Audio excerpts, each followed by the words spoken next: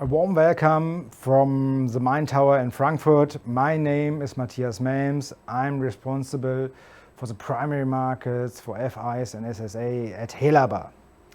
We have seen a really volatile start in the market the first 3 weeks this year.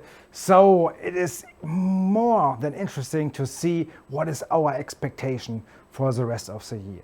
And I have the pleasure to give you an overview about our opinion about the coming market development in the next months.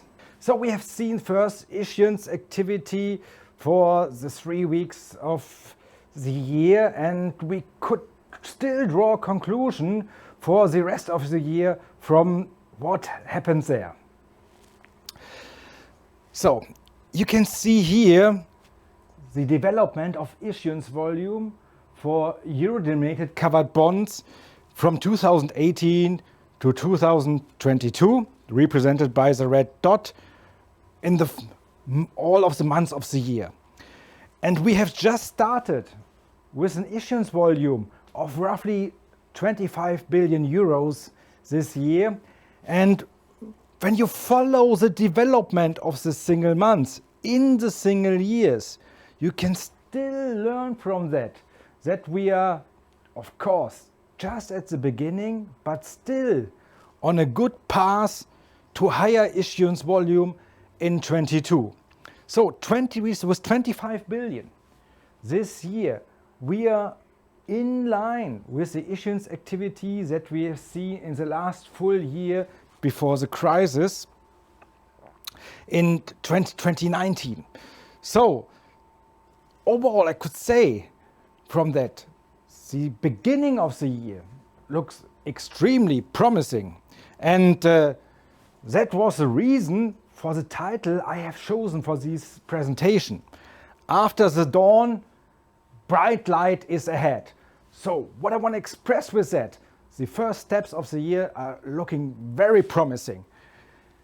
And when you compare the issuance activity this year with the issuance activity for last year, we see we are more or less back to normal, what we've seen before the crisis.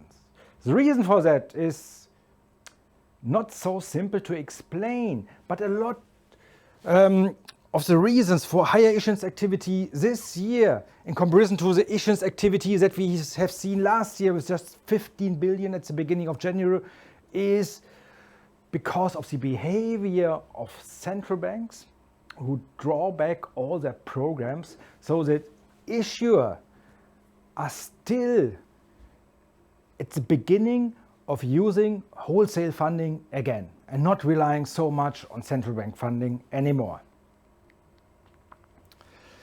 In terms of maturities, was it surprising at the beginning of the year?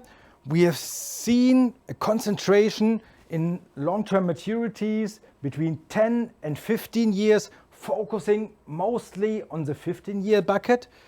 But also, that was at the beginning of the year, the last 10 days was issuance activity which focused on maturities between 3 and 7 years, with a sweet spot more or less on the 5-year, where we've seen most of transactions and especially most of successful transaction.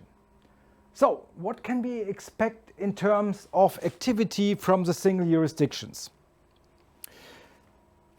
As you can see, normally we have the highest issuance activity from issuers from France, Germany and Canada, at least in the last 5 years.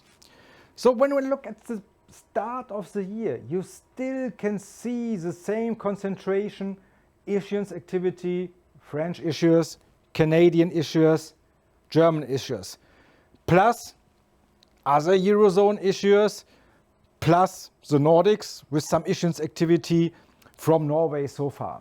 I think this pattern won't change this year because we have a long tradition of funding activity in covered bonds in this jurisdiction. And I expect for this year that we will see a similar development with a concentration on the big three, France, Germany in particular, but also Canada.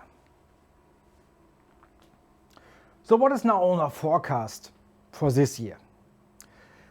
As you can see, Helaba Research and Advisory is forecasting issuance volume of 120 billion euro in euro-denominated covered bonds. And that would be a completely reset from that we have seen in activities during the Corona crisis from March 2020 and last year 21. So 120 billion would mean back to normal. We are back on track. We are on the same pattern that we have seen before the crisis. But that would still mean a negative net supply. As you can see, the net supply represented by the red line here, as we have maturities of around a little bit more than 130 billion euros.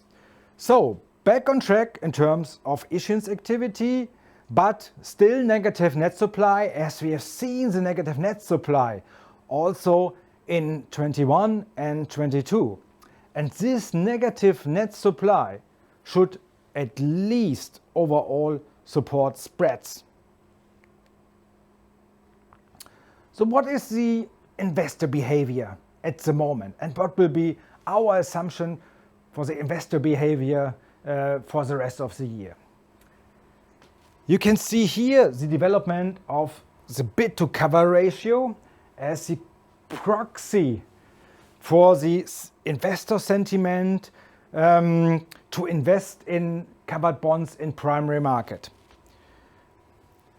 And as you can see here in the development since late 2020, we have a declining bid to cover ratio after a kind of enthusiasm after all the central bank measurements that had supported the covered bond market. So you can say, wow, that is pessimistic, but that isn't. Because with the level that we see at the moment, around 1.5, 1.8, it means that books are fairly oversubscribed, investors are there, willing to support the deals, and these levels are again nothing else than a normalization of the market, a situation that we have seen before, long years ago, before the Corona crisis. As you can see, we are at the moment back on the levels that we have observed from 2015 up to 2018. So, and second half of 19, the beginning of 2020. So also, investor sentiment is back on track. What is now the overall sentiment at the market? We at Helaba have developed a sentiment indicator to measure the sentiment in the primary market. And you see here the red line representing the sentiment for covered bonds. And we measure this sentiment with marks like at school from 1, that would be in English an A, up to 5. And 1 is the best representation. And you see that in the second half of 21 and at the beginning of this year in January, the sentiment is not as good as it was for at least parts of last year, where we have seen lower issuance activity in the covered bond market. But also, the sentiment in the primary market represents nothing else than a kind of normalization that we measure here in the primary market. So, not only a normalization in investor sentiment, but also a normalization on behavior in primary markets. What does it mean for spreads? You can see here as a representative for covered bond spreads the development of generic Pfandbrief spreads from Germany.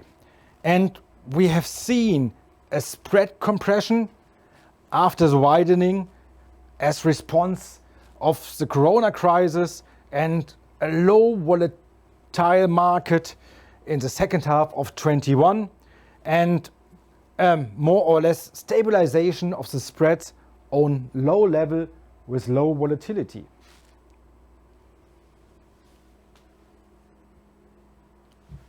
Will that situation continue? That would be the question. As we have learned from Gertrude, there will be a clear response from the central banks to the recovery of the real economy.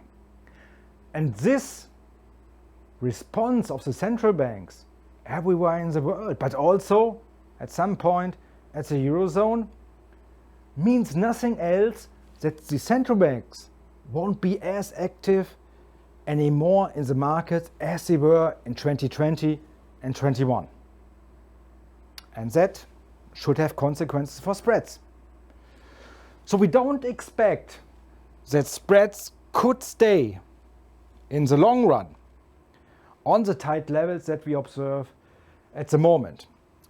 When we have a look at the longer perspective for the last 10 years, from 2012 to 22, you see that the covered bond market had gone every time through a period of much higher volatility than we could observe at the moment, measured by the steepening between short-term and long-term maturities. And you can see the steepening at the moment is just 2 basis points. We are on a historical low level. And when the central bank starts to step back, and we have heard from the ECB last year the announcement that at least the PEP program will be resettled this year, I think that we get back more volatility in the market, and I would be surprised if we stay by the end of the year on that low levels that we have at the moment with this low volatility. So, what does it mean in a historical context? Also, this would mean just a normalization of the situation for covered bond spreads. So, to summarize it, we can put everything at least in a nutshell and see that at least as a covered bond market, we will have a normalization of the covered bond market in 22. And this is my message. Although we still have Corona around the corner with different variants, we have a normalization at the covered bond market, and that is nothing you should be worried about, because covered bonds are, in contrast to cryptocurrencies, a safe haven assets and were in the past always a great possibility to invest in a low volatile asset.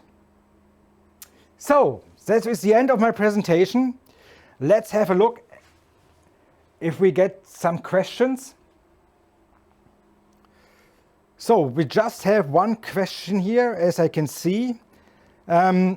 What do you think about other currencies? Issuance activity in US dollar, sterling, Nordics.